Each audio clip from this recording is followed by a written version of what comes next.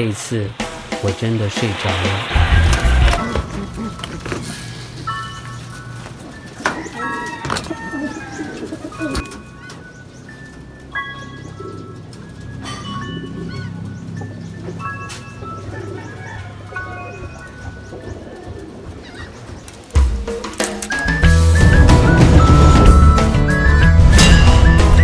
Ayan, so what's up again sa inyo mga puso, Pustop TV nga pala yung lingkod. So ngayong araw is panalipad nga natin yung mga ibon natin kasi hindi na natin nakapalipad at kanina lang ulit tayo pag-video na naman ang video natin kasi medyo busy pa tayo. So hindi pa tayo nakabili ng mga kagamitan para sa breeder cage natin tapos na may box purchase natin dyan. Ayan, halos lahat is nakapasok na. So yung dalawa na lang ang hindi. Ayan, yung isa yung galing kay Sir Jay na naman checkered. So ayun, hindi ba siya nakapasok ang baril sa may isa. Tapos yung isang wala pa rin dito is yung matanda, yung Borga natin. So ewan ko nasan yun. Siguro nandun kila Mac, naggagala na naman doon. And so kanina pinalipad natin, so ito ang nakapasok. So bali 18 lang naman to. So yung nasa may loob is 16 pa lang. So ang pa sila ng dalawa, nang sagad makompleto na natin at masara na natin to. Pero hindi lang yan, papasok lang naman yan. So hindi naman yan lalabas. So all goods lang yan. At siguro sa may Monday na tayo bibili ng mga kagamitan natin na gagamitin dito sa may Dreamloft natin. Nang sagad maumpisahan na natin yung paggagawa. So hindi ko na siya ipapagawa. Ako na lang din siguro yung bibili na sa ganun makatipid tayo sa mga gastusin, ano? So kailangan natin magtipid ngayon kasi meron pa tayong mga bibilin dito na kailangan natin idagdag.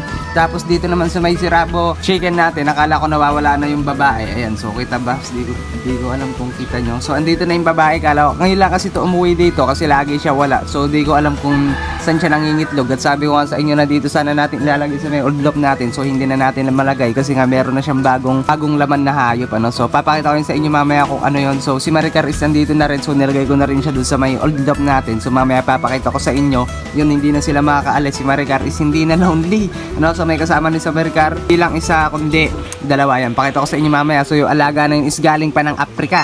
Yan, pina-export dito ni yung kaibigan ko yun, si David Blanco Salon. Yun, kung pamilyar kayo sa may David Salon, siya yung tatay niya yung may-ari ng David Salon. Pero nagkala siya ng pangalan sa Blanco, ano? David Blanco Salon, no? Diba? Ganun kayaman yung kaibigan na yun natin. Kaya if you're watching this video, bro, David Blanco Salon, thank you for your gift to me for my first YouTube sweldo. Diba? Ano niya lang yun, kumbaga regalo niya sa akin kasi daw yun yung first achievement ko sa YouTube. Yan, thank you sa iyo, David Blanco Salon, sa may bigay mo sa akin na alaga. Yan, papakita ko sa inyo mamaya. So from Africa pa siya. So ang bilis lang dumating, grabe yung actually sa shipping niya yun pinaship. Sa may JNT Express yung alaga na yun. So mamaya pakita ko sa inyo. Pero dito muna is papakita ko lang sa inyo na meron pa rin. So wala pa rin nagbago dito. So magkakaroon pala ng pagbabago kapag nga nakabili na tayo ng kagamitan natin sa Monday or kaya sa Tuesday. Basta this week, this coming week is mabibili na tayo yan. So wala pa lang kasi tayong papaglalagyan ng gamit eh. So manghihiram muna tayo ng kolong-kolong siguro kay Dag. Siguro mamayang hapon pag dito humapon yung manok natin na sirabo na yan, kung nasan naman na yan. So pag dito na siya humapon mamaya, dito is dadakmain ko na lang dyan na sa ganun. Hindi na sila makatakbo pag uhuliin natin ng maga. Siguro dito natin ilalagay, mag-isa lang naman niya eh. Nang sa ganun hindi na siya sa iba nangingitlog kasi mamaya baka manakaw pa yung babae na yun. So umaalis siya dito pag hapon na. So hindi na siya dito na hapon, siguro nga nangingitlog na yan dito. Kaya dito na lang natin muna ilalagay dito sa part na yan. So medyo malawak naman siya dyan. Hindi naman siya ganun kalaki sa may kalapati. Actually mas malaki pa nga yung kalapati natin kaysa sa may manok na yan, ano? So dito muna natin siya ililipat. Kasi mamaya pag hinayaan natin na doon siya pumupunta sa pinag-iitlogan niya. So pag namisado nyo makakit baka hindi lang din mabuhay, baka mamatay lang din. Mamaya mapusa pa doon, diba? So dito lang natin isisecure na agad natin yung mamaya. So abangan natin mamaya hapon yan pag ano na siya, pag humapon na dyan. Sa ganon hindi na makapunta kung saan yan kasi wala akong idea kung dito ba or doon sa may maanukan doon. So di ko alam. So mamaya titignan natin. Tapos total nandito na lang din naman tayo. So maghihingi lang ako sa inyo ng idea, no? So comment down below kung saan maganda ilagay yung breeder cage na gagawin natin. Kasi yung una kong plano is dito. So papakita ko sa inyo yung nasabi ko sa inyo dati. Ayan, so comment down below kung dito ba sa may likod ng Dreamloft natin, yung sa may part na yan. Kasi pag dito lang yung dito natin ilalagay, so unting butas lang yan, siguro mga 4 na butas. Or kaya naman is dito. Pero palang feeling ko naman is pangit pag sa may harap ng Dreamloft, ano, so magkakatabi, nasisikip na dito. Pero mas malaki na may malalagay natin dito pag dito natin ilalagay. So comment down below po kung sa harap ba ng Dreamloft natin yung breeder cage or sa likod. Ayan, so kailangan ko ng konting tulong para sa inyo mga opinion na sa ganon magkaroon tayo ng napapaglalagyan na hindi lang yung akin kundi yung opinion nyo is sinusunod ko din, okay? Tingnan nyo naman tong ano natin, no? Si Jack, grabe, binatang-binata na. So, sobrang ganda na ng kulay niya. Talaga naman pwede na siyang pang show, no? So, yung ano niya, yung sa may kilikili niya, pag binuklat mo yan, is all goods na. Meron na talaga balahibo lahat. So, hindi na siya yung tulad ng dati na nagtumutubo pa lang. So, ngayon, is maganda na talagang tignan. So, hindi pa natin naliliguan yan. Siguro liliguan natin yan pag ano, nahuli na natin kasi nga umilap siya, no? So, huliin siguro natin yan mamaya din siguro ng hapon, tapos itali muna natin dyan. Sa ganun, bukas na maga is maliguan natin kasi grabe naman yung init dito, ano? Yan, so medyo mahangin pa siguro, may bagyo na naman, so wag naman sana habagat na lang po yan. Tapos dito naman sa may kalapati nating black velvet, ayan, so nagdududa rin ako dito kasi yung dati niyang asawa na namatay, so parang tumatamlay din tong asawa niya, ayan, yung black velvet na, ayan, no? So parang tumatamlay din yan minsan, lalo na pag pinapakain natin, pero wala pa naman nakikitang sinyalis na may balileng siya, no? So, parang nag-iba lang ako ng paningin sa kanya. Umalis ka dyan, hindi ikaw. Papansin ka naman, parrot ka. Ayan, no? So, check natin yan. Lagi natin mamonitor yan kung nasa ganun, kung magkabaliling man yan, is mahiwalay agad natin. At maagapan natin nang hindi na siya matulad sa may isang kalapati natin na nagkasakit na namatay dahil sa may baliling, ano? Dahil hindi natin naagapan. Pero pinam natin yun ng sonrok, so hindi pa rin effective. So, lesson learn na lang yung ulit sa atin. Sana maagapan natin to kung sakali man, ano? So, titignan pa rin natin siguro mga 1 week. Pag wala pa naman siyang ganun. So, inaano ko naman yun sila, binavitamins ko naman lagi. May probiotics pa rin naman tayo. Tapos, ay kakaubos lang pala ng ano natin na stress powder, so bibili lang tayo. So mura lang naman yung malaki nun, 60 pesos lang naman siguro bili tayo mamaya or kaya sa bukas. And tapos dito naman tayo dumako sa may ano natin, sa may old up natin. So papakita ko na sa inyo yung alagang nakalagay dyan. So si Maricar muna, ayan kung nakikita nyo, andyan na si Maricar. So nagulid na ako, andyan na si Maricar. Ayan, siguro pinahuli na ni tatay dyan sa may pangkin ko dyan, ano? So bago natin ipakita yung mga ano na yan, shoutout ulit kay, ano na nga pangalan ng kaibigan ko yun na taga-Africa, si David Blanco Salon, ano? Ayan, shoutout sa iyo bro, and to your family, God bless. So I hope you are safe there, alright? So my friends is so very great.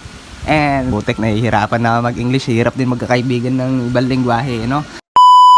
So ito po is bibilang din siya actually. Ayan, pero ang kinaiba lang niya is galing nga siya ng Africa. Ayan, so imported lang. Yun lang ang pinagkaabi niya, kaya mataas-taas ang value na ito para sa akin. So ito si Maricar, ano? So si Maricar is barako pala, nakala natin babae, pero wala tayong magagawa. Maricar pa din ang pangalan niyan.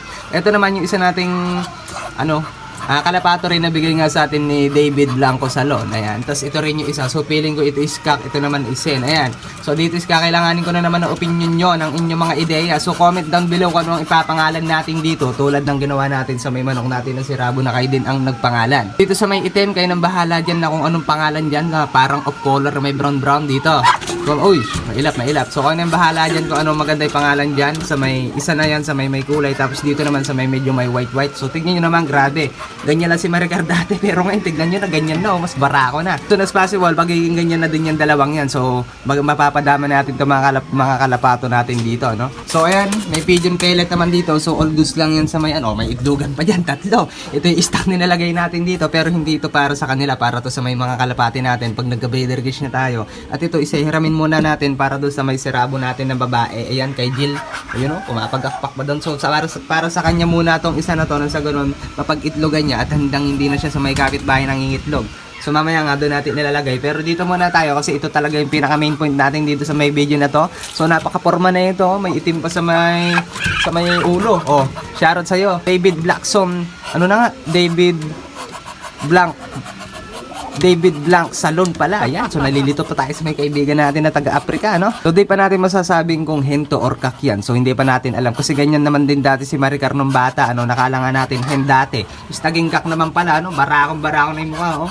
Tignan mo, mga ano na yung tawag dito sa may mukha niya. Parang yung pula-pula, no? Yung mga parang bulutong na pala. So magiging ganito rin siguro to, feeling ko lang. Ayan, kasi nga may ganun-ganun din sila. So medyo mailap lang sila. Kasi nga ano pa to, galing pa talaga ng Africa to, no? So imported ng Africa, kaya ganyan sila kailap. So hindi sila sanay sa may mga poging taga Pilipinas, di ba? Hindi, biro lang. So pag ginawa ka mo yan, oh, di ba?